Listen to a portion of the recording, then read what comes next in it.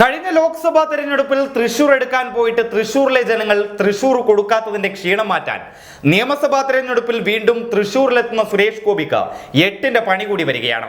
കഴിഞ്ഞ ലോക്സഭാ തെരഞ്ഞെടുപ്പിൽ സുരേഷ് ഗോപി മത്സരിച്ചപ്പോൾ സുരേഷ് ഗോപിയുടെ പ്രചരണത്തിന് വേണ്ടി ഫ്ലക്സ് ബോർഡുകൾ സ്ഥാപിക്കാൻ കരാറെടുത്ത കരാർ തൊഴിലാളികൾക്ക് കരാർ പ്രകാരമുള്ള തുക സുരേഷ് ഗോപിയോ BJP ഇതുവരെ കൊടുത്തിട്ടില്ല. എന്നാൽ നിയമസഭാ തെരഞ്ഞെടുപ്പിനായി തൃശൂരിലെത്തുന്ന സുരേഷ് ഗോപിയെ കൈയോടെ പിടികൂടാനാണ് കരാർ തൊഴിലാളികളുടെ നീക്കം. തൃശൂരിലെത്തുന്ന സുരേഷ് ഗോപിയെ നേരിട്ട് കണ്ട് തങ്ങളുടെ പണം ആവശ്യപ്പെടാൻ കരാർ തൊഴിലാളികൾ ഒരുങ്ങുന്നതായാണ് റിപ്പോർട്ടുകൾ. 2019 ലോക്സഭാ തെരഞ്ഞെടുപ്പ് കഴിഞ്ഞ് മാസങ്ങൾ കഴിഞ്ഞു, എന്തിന് വർഷങ്ങൾ കഴിഞ്ഞു. എന്നിട്ടും പ്രചരണത്തിന് മുടക്കിയ സംഖ്യ കരാറുകാർക്ക് ഇതുവരെയും BJP സുരേഷ് ഗോപിയോ കൊടുത്തിട്ടില്ല. തുടർന്ന് കരാർ തൊഴിലാളികൾ ജില്ലാ BJP നേതൃത്വത്തെ സമീപിക്കുകയായിരുന്നു. BJP ജില്ലാ നേതൃത്വം പണം ഉടൻ തരാമെന്ന് പറഞ്ഞെങ്കിലും തൊഴിലാളികൾക്ക് 1 രൂപ പോലും കിട്ടിയില്ല. പിന്നീട് ബന്ധപ്പെട്ടപ്പോൾ കൃത്യമായ മറുപടി പോലും ലഭിച്ചിട്ടില്ലെന്ന് കരാറുകാർ പറയുന്നു. കരാറുകാർക്ക് ഏകദേശം 30 ലക്ഷത്തോളം രൂപയാണ് കിട്ടാനുള്ളത്.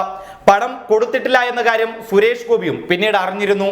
സുരേഷ് ഗോപി ഇക്കാര്യം BJP സംസ്ഥാന അധ്യക്ഷനായ K. സുരേന്ദ്രനെ അറിയിക്കുകയും ചെയ്തിരുന്നു.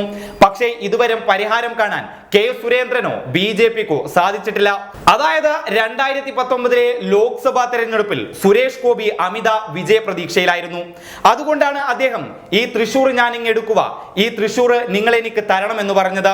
ഇങ്ങനെ പറഞ്ഞതും പോരായിട്ട് പ്രചരണത്തിന് വേണ്ടി ലക്ഷങ്ങളാണ് BJPയും സുരേഷ് ഗോപിയും തൃശൂരിന് വേണ്ടി മുടക്കിയത്. അവസാനം തൃശൂരും തോറ്റു, മുടക്കിയ പണവും കൊടുക്കാനായിട്ടില്ല.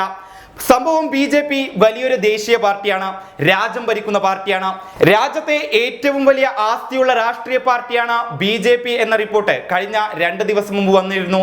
ഇത്തരത്തിൽ വലിയ ആസ്തിയുള്ള രാഷ്ട്രീയ പാർട്ടി ആയിരുന്നിട്ടും ഇതുവരെ തങ്ങളുടെ പ്രചരണത്തിന് വേണ്ടി അഹോരാത്രം പണിയെടുത്ത തൊഴിലാളികൾക്ക് പോലും അവരുടെ പണം കൊടുക്കാൻ BJPക്ക് ആയിട്ടില്ല എന്നുള്ളത് വലിയൊരു നാണക്കേട് തന്നെയാണ്. അതേസമയം ഇത്തവണ നിയമസഭാ തെരഞ്ഞെടുപ്പിൽ സുരേഷ് ഗോപിയെ BJP നേതൃത്വം വളരെ നിർബന്ധിപ്പിച്ചുകൊണ്ടാണ് തൃശൂരിൽ മത്സരിപ്പിക്കുന്നത്. തൃശൂരിൽ വിജയ സാധ്യതയില്ല, മത്സര സാധ്യത മാത്രമേ ഉള്ളൂ എന്ന് സുരേഷ് ഗോപി നേരത്തെ പറഞ്ഞതിൽ നിന്ന് തന്നെ വ്യക്തമാണ്. തൃശൂരിൽ ഇത്തവണ നിയമസഭാ തെരഞ്ഞെടുപ്പിൽ BJPക്ക് യാതൊരു വിജയ സാധ്യതയുമില്ലെന്ന്. നേരത്തെ ഞാൻ തെരഞ്ഞെടുപ്പിൽ മത്സരിക്കാനില്ലെന്നും തനിക്ക് തെരഞ്ഞെടുപ്പ് ഷൂട്ടിംഗ് ഉണ്ടെന്നും അതിനാൽ തെരഞ്ഞെടുപ്പിൽ നിന്ന് തന്നെ ഒഴിവാക്കണമെന്നും സുരേഷ് ഗോപി BJP നേതൃത്വത്തോട് ആവശ്യപ്പെട്ടിരുന്നു.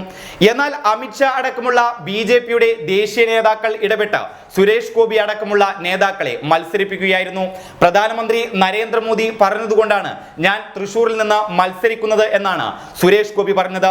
എന്തായാലും 2019 ലോക്സഭാ തെരഞ്ഞെടുപ്പിലുള്ളതുപോലെ അമിത പ്രതീക്ഷയോടൊന്നുമല്ല സുരേഷ് ഗോപി നിയമസഭാ തെരഞ്ഞെടുപ്പിൽ ഇത്തവണ തൃശൂരിനെ കാണുന്നത്.